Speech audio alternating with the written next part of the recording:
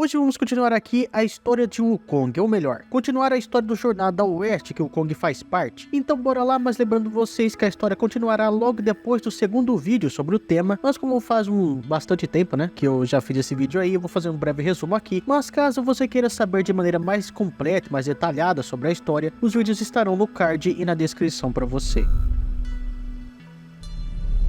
Wukong foi um macaco que nasceu de uma pedra do caos. Ele acabou assumindo o reinado de seu povo através de um desafio, em que ele teve que pular por uma cachoeira desconhecida e voltar também. Depois de se tornar rei, ele quis ainda mais e quis se tornar imortal. Com isso, ele treinou com o mestre, subiu ao reino do imperador de Jade. Lá em cima, através de várias coisas, que eu não vou entrar em detalhes aqui, ele acabou se tornando imortal várias e várias vezes. Ele desceu do céu e começou uma guerra com os seres celestiais. Ele foi capturado e levado para lá novamente. Mas lá ele acabou enfrentando de novo o exército dos deuses e somente foi parado quando o Buda apareceu, o primeiro Buda no caso, e acabou prendendo ele embaixo de uma montanha. E muito tempo depois ele acabou sendo resgatado por um monge escolhido, que era o Sanzan, que era o encarregado de levar as escrituras do Buda para o ocidente, e é aqui que a nossa história continua. Não esqueça de se inscrever no canal, de deixar o like aí, de compartilhar o vídeo porque me ajuda pra caramba. E se você tiver interesse no livro do Jornada Rumo ao Oeste, eu vou deixar um link aí na descrição e também no comentário fixado.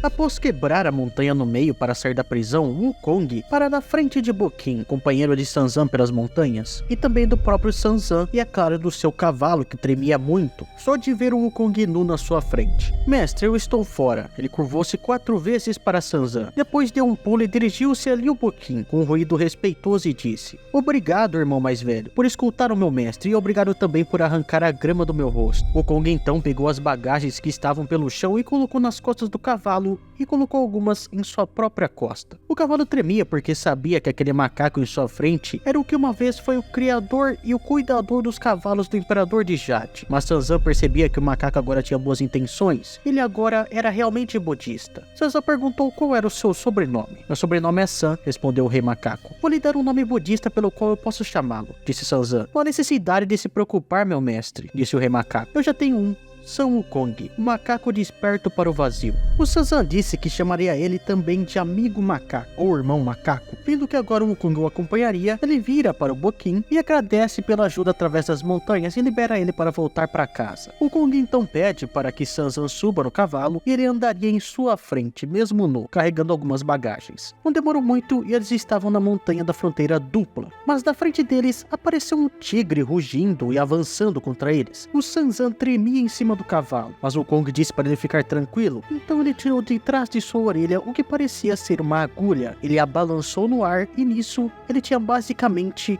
um grande bastão em suas mãos, um bastão de ferro. "Eu não uso esse pequeno tesouro há mais de 500 anos, mas hoje eu vou usar ele para pegar essas suas roupas para mim", disse ele segurando o bastão na mão. O Wukong correu e gritava em direção ao tigre e acabou com ele com apenas um golpe. Sanzan ficou impressionado porque até outro dia ele viu um cara grande demorando para matar um desses tigres e até mesmo quase morreu, mas o Wukong derrotou um facilmente. "Sente-se por um momento, mestre, enquanto eu tiro as roupas dele para usar na viagem", disse o irmão macaco enquanto arrastava o tigre. "Mas ele não tem roupa", protestou o Sanzan. "Não se preocupe com isso, eu sei como lidar." O esplêndido rei macaco puxou um fio de cabelo do seu corpo, soprou nele e disse: "Troque", no qual ele se transformou em uma faca pontiaguda em forma de orelha de vaca. Então ele pegou a pele e outras partes do tigre para fazer a sua roupa nova, e após ele pegar a pele, ele disse para continuarem a caminhada até chegar em um local para pegar emprestado alguma agulha e linha para fazer a costura. Ele pegou o seu porrete de ferro e tornou ele novamente pequeno como uma agulha e o colocou de volta atrás da orelha. Pegou a bagagem nas costas e pediu para Sanzan que montasse no cavalo novamente. Sanzan então ficou curioso e perguntou para o Wukong como que ele fez para o bastão mágico desaparecer. O Wukong disse que não sabia exatamente como ele fazia isso, apenas pegou a arma do reino dos mares do rei dragão e que esse bastão segurava toda a Via Láctea, e que ele apenas pegou e trocava ele de forma como bem quisesse. "Por que aquele tigre não se mexeu quando viu você? Por que diabos ele deixou você acertar ele?" "Posso lhe dizer com toda sinceridade, mestre, que não apenas os tigres, mas até os dragões devem se comportar da melhor maneira possível quando me encontrarem. Conheço alguns truques para colocá-los em seus devidos lugares e tenho o poder de fazer os rios correrem para trás e agitar os mares. Posso dizer como as coisas realmente são apenas pela aparência e descobrir a verdade por trás delas." Ele também disse que poderia ficar lugar grande o suficiente para segurar o universo e pequeno o suficiente para ser segurado por um fio de cabelo, e que não havia limites para seus poderes. Isso deixou o Sanzan muito tranquilo para a viagem.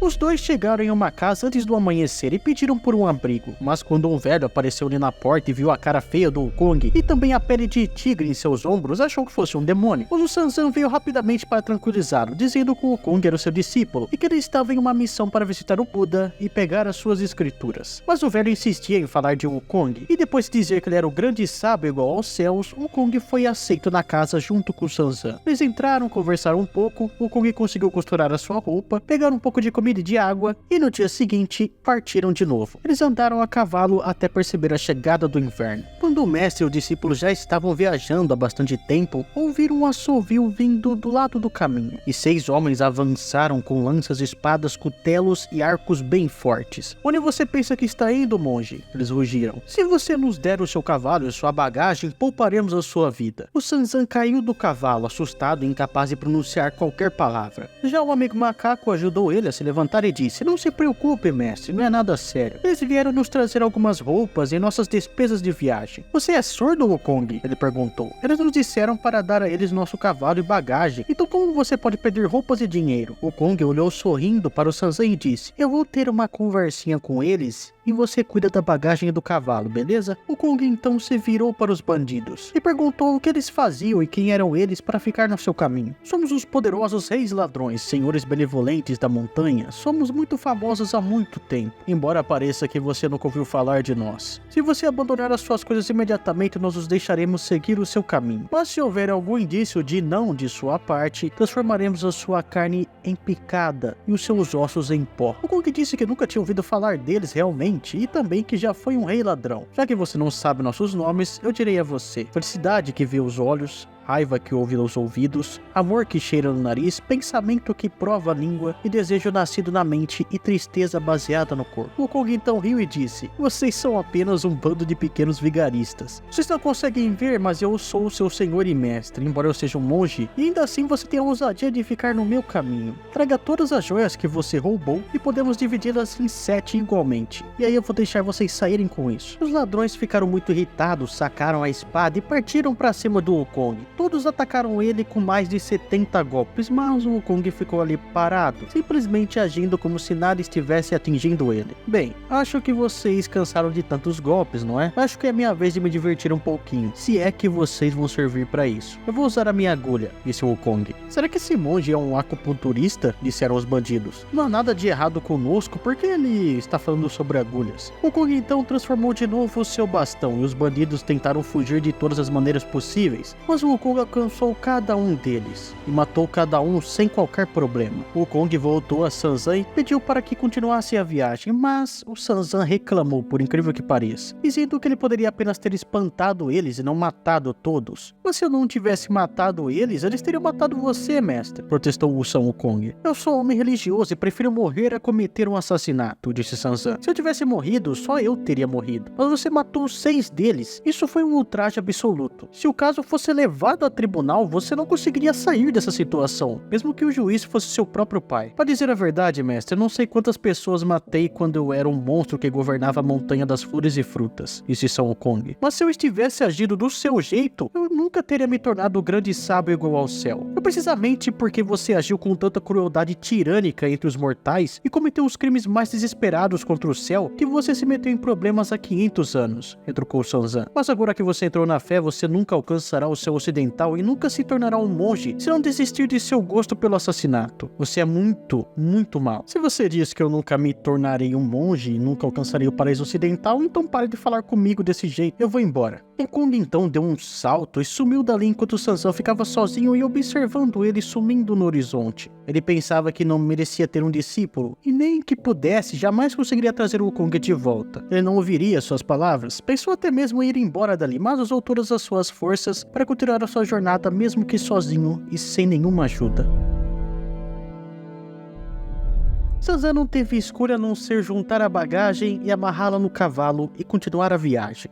Ele não exatamente cavalgava agora, em vez disso ele segurava o seu cajado monástico com uma mão ia conduzindo o cavalo pelas rédeas com a outra. Ele seguiu sozinho para o ocidente. Antes de viajar para bem mais longe que isso, ele acabou vendo uma velha no seu caminho e estava à sua frente. Ela segurava um manto bordado e um chapéu estampado que repousava sobre ele. Quando ela veio em sua direção, ele rapidamente puxou o cavalo para o seu lado para dar espaço para ela passar. "De onde você é, venerável monge?" perguntou a velha. "Viajando sozinho? Eu fui enviado pelo grande rei do Oriente para o Ocidente para visitar o Buda e pedir-lhe as escrituras verdadeiras", respondeu ele. "O Buda do Ocidente vive no monastério do Grande Trovão, na terra da Índia, a 36 mil milhas daqui. Você nunca vai conseguir chegar lá somente com o seu cavalo, sem um companheiro ou um discípulo. Eu tive um discípulo, mas a sua natureza era tão má que ele não aceitou uma pequena repreensão que eu lhe administrei e desapareceu no azul. A mulher então disse que ela tinha acabado de sair de um enterro de seu filho e tinha algumas roupas.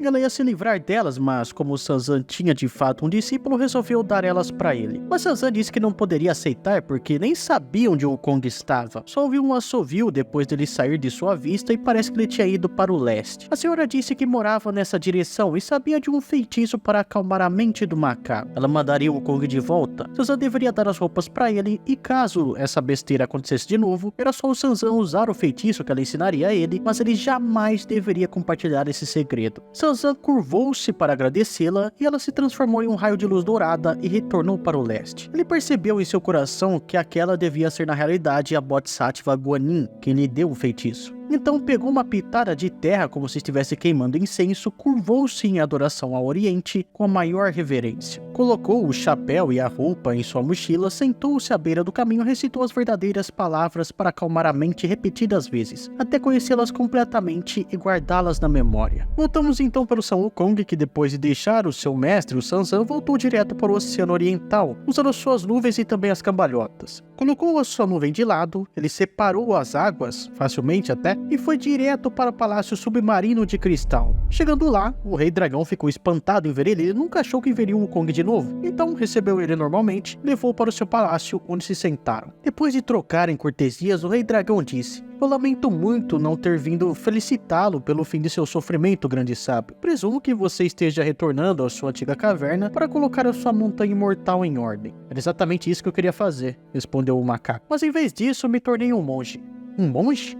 Como?" o Rei Dragão perguntou. "O Bodhisattva do Mar do Sul me converteu. Ela me ensinou a trabalhar para obter uma boa recompensa mais tarde, indo para o ocidente com o sacerdote Tang do Oriente, visitando o Buda e tornando-me monge. E meu nome foi até mudado para Irmão Macaco." Então o dragão perguntou por que ele estava ali, e ele respondeu que o monge não entendia nada da natureza humana e ficou irritando ele por causa dos bandidos que ele matou. Então ele saiu de lá e foi até o Rei Dragão para tomar uma xícara de chá. E ele acabou bebendo o chá e viu também que em volta tinha uma gravura chamada "Apresentando um sapato na ponte I", pendurada na parede atrás dele. "O que é essa visão?" perguntou o macaco. "Você não saberia disso porque aconteceu depois do seu tempo", respondeu o Rei Dragão. "Chama-se apresentar o sapato 3 vezes na ponte I." "E o que é isso?" perguntou o macaco. "O imortal é o Lorde Pedra Amarela e o menino é Zhang Liang, que viveu na época dos Han", respondeu o Rei Dragão. O Lorde Pedra Amarela estava sentado na ponte quando de repente deixou cair um de seus sapatos embaixo dela e disse a Zhang Liang para buscá-lo para ele. O menino fez isso imediatamente e se ajoelhou para entregá-lo a ele. O Lorde Pedra Amarela fez isso 3 vezes, e como Zhang Liang nunca demonstrou nenhum traço de arrogância ou desrespeito, ele foi comovido pela sua diligência. Uma noite ele deu a Zhang Liang alguns livros celestiais e disse-lhe para apoiar a causa Han. Mais tarde ele obteve vitórias de centenas de quilômetros de distância através de seus cálculos dentro das paredes de sua tenda. Quando a paz chegou, ele renunciou ao cargo e voltou a vagar em uma montanha com o mestre Red Pine, e alcançou o caminho da imortalidade através da iluminação. Grande sábio, se você não proteger o sacerdote Titã com todas as suas forças e se rejeitar as suas instruções, então você pode muito bem parar de tentar ganhar uma boa recompensa posterior, porque isso significará que você é apenas um malvado imoral. E o Wukong, ouvindo isso, não disse nada. Grande sábio, continuou o Rei Dragão, você deve decidir, não estraga o seu futuro por uma vida fácil agora. O Wukong então decidiu voltar até o monge. No caminho, o Wukong encontrou a Bodhisattva e também se curvou para ela e prometeu voltar a Sanzan. Chegando lá, o Sanzan estava sentado esperando. O Wukong disse que foi até o palácio embaixo do mar do Rei Dragão, só que o Sanzan duvidou, porque era muito longe, e ele foi e voltou em pouco tempo. Então o Wukong explicou para ele sobre o salto, que ele conseguia percorrer grandes distâncias em muito pouco tempo com eles. Bem, depois disso, ele acabou recebendo a roupa da Bodhisattva das mãos de Sanzan e colocou o chapéu. E o Sanzan, silenciosamente, começou a recitar o feitiço que ele tinha aprendido. O Kong começou a rolar no chão com uma baita dor de cabeça, só que o Sanzan não parava de recitar. Só que o Kong acabou rasgando o chapéu em pedaços, só que o que causava tudo isso, na verdade, era uma faixa dourada que ainda estava na cabeça de Wukong. O Sanzan, com muito medo de que a faixa acabasse rasgando também, acabou parando de fazer o feitiço por um tempo. E nisso, a dor do Wukong sumiu. Ele levantou a mão para sentir a cabeça. O Wukong encontrou algo parecido com um fio dourado preso com tanta força que ele nem conseguiu arrancá-lo ou quebrá-lo. Meio que havia criado raízes na própria cabeça do Wukong. Ele pegou a agulha que estava atrás da sua orelha e tentou forçar com ela a faixa dourada. E o Sanzan, novamente, com medo de que ele arrancasse a faixa, começou a recitar o feitiço novamente. A dor foi tão forte dessa vez que o macaco ficou com a cabeça para baixo, deu cambalhotas e ficou com o rosto e orelhas vermelhas. Seus olhos estavam arregalados e seu corpo ficou dormente. Vendo o estado em que se encontrava, Sanzan teve que parar e a dor cessou novamente. Mestre, disse o macaco, que maldição você lançou sobre mim para me dar uma dor de cabeças como essa? Eu não lancei maldição nenhuma, eu recitei o feitiço de aperto da faixa. Ah é? Então diga de novo para ver o que acontece, disse o macaco. E quando Sanzan fez novamente o que ele pediu, a cabeça de Wukong doeu novamente. Pare, pare, ele gritou. No momento em que você começou a recitar, minha cabeça doeu. Por que você fez isso? Você vai aceitar as minhas instruções? Sanzan perguntou. E nisso o macaco respondeu baixo e aceitavelmente. Sim. Se você assistiu o vídeo até aqui e quer que eu continue com a história, não esqueça de compartilhar o vídeo, de deixar o like aí também e de comentar. Porque quanto mais o vídeo vai bem, mais rápido eu trago a próxima parte da história, beleza? Valeu, falou, tchau.